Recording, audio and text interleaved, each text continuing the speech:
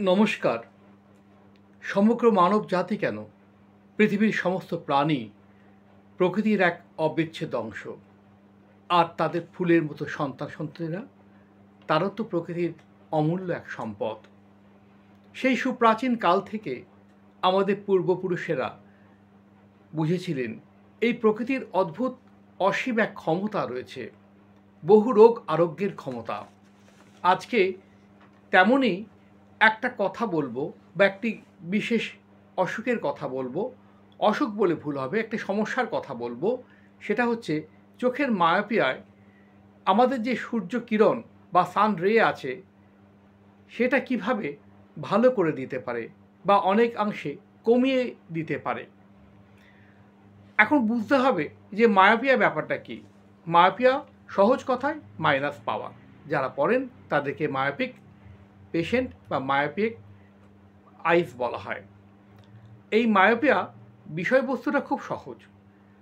আমাদের যখন কোনো বাইরে থেকে আলো চোখের মধ্যে যখন পড়ে, সেটা আমাদের পেছনে যে একটা রেটিনা বলে একটা লেয়ার আছে, সেখানে না পড়ে তার সামনে পড়ে, ফোভিয়া সেন্ট্রালিসে না পড়ে, তখন মায়োপিয়া বলে এই চোখের সমস্যা তৈরি হয়।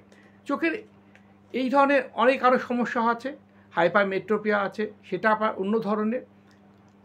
এই ধরনের বা প্রেসবায়োপিয়া অল্প 40 ঊর্ধ্ব মানুষদের কাছে দেখতে অসুবিধা হয়। এই ধরনের চোখের পাওয়ারের সমস্যা। তেমনি মায়োপিয়া একটা পাওয়ারের সমস্যা।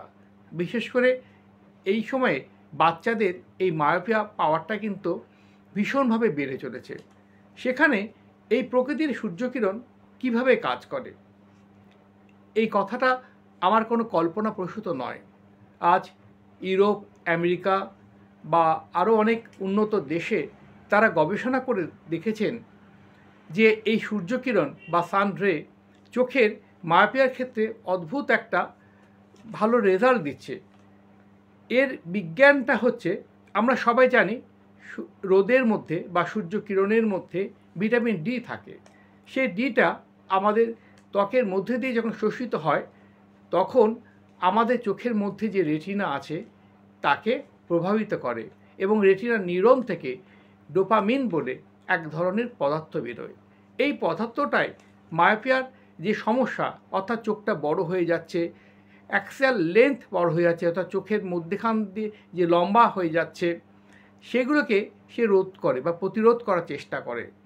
বিশেষ করে যেসব বাচ্চারা বাইরে খেলাধুলা করছে বেশি পরিমাণে, তাদের দেখা গেছে 2% হলেও তাদের কিন্তু চোখের মায়োপিয়া অসুখটা হচ্ছে না। এবং আর একটা কথা বলা হচ্ছে যে এসিআর উন্নত হয়। এসিআর কথাটা মানেটা হচ্ছে যে স্ফেরিক্যাল ইকুইভ্যালেন্ট রিফ্র্যাক্টিভ এরর। এইটা যখন উন্নত যখন মানুষের হয়ে যাচ্ছে শিশুর, সে কিন্তু মায়োপিয়া থেকে অনেকটা তার মায়োপিয়া পাওয়ারটা কমে যাচ্ছে।